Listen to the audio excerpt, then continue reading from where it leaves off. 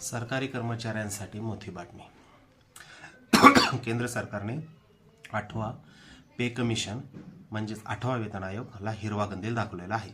पण खरंच पगार 18 वरून 51,000 होणार आहे का, अशी चर्चा चालू आहे. काही फक्त एक भ्रम आहे. आज आपण सगळं सत्य समजून घेणार आहोत, ते पण पूर्ण कॅल्क्युलेशन सहित.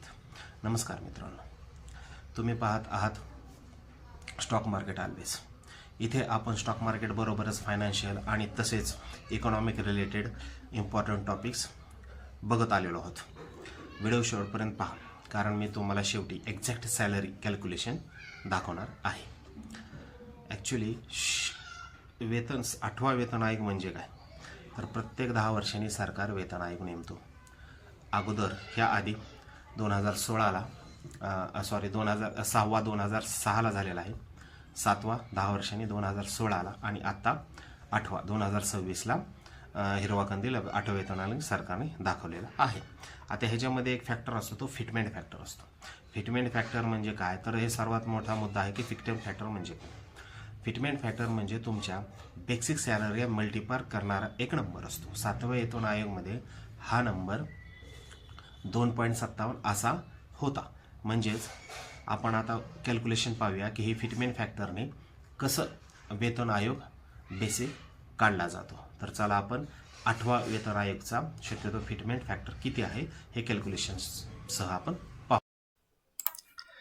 7वा पे कमिशन मध्ये हा फॅक्टर होता 2.57. म्हणजे बघा 18,000 गुणिले 2.57 is equal to 46,260 gross structure base असा. आता सेक्शन 3 मध्ये म्हणजेच 8वा कमिशनमध्ये किती फिटमेंट फॅक्टर असेल. आता 8वा पे कमिशनमध्ये फिटमेंट फॅक्टर 3 ते 3.5 3.5 दरम्यान असू शकतो असा अंदाज आहे. चला कॅल्क्युलेशन पाहूया. जर फॅक्टर 3 असेल तर 18,000 गुणिले 3 म्हणजे 54,000. जर फॅक्टर 3.2 असेल तर 18,000 गुणिले 3.2 म्हणजे 57,600.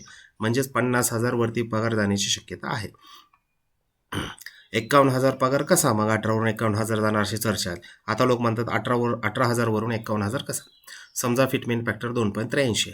18,000 गुणिले 2.83 इज इक्वल टू 50,940 म्हणजे 51,000. म्हणजेच हा आकडा पूर्णपणे पॉसिबल आहे. आता बघा, ॲक्च्युली सॅलरी म्हणजे वर्सेस इन हँड. पण लक्षात ठेवा, हा फक्त बेसिक कॅल्क्युलेशन आहे. ॲक्च्युअली सॅलरीमध्ये तुम्हाला माहिती आहे DA येतं, HRA येतं आणि अदर अलाउन्सेस आणि डिडक्शनमध्ये PF आणि टॅक्स. त्यामुळे इन हँड सॅलरी थोडी कमी असते. धन्यवाद.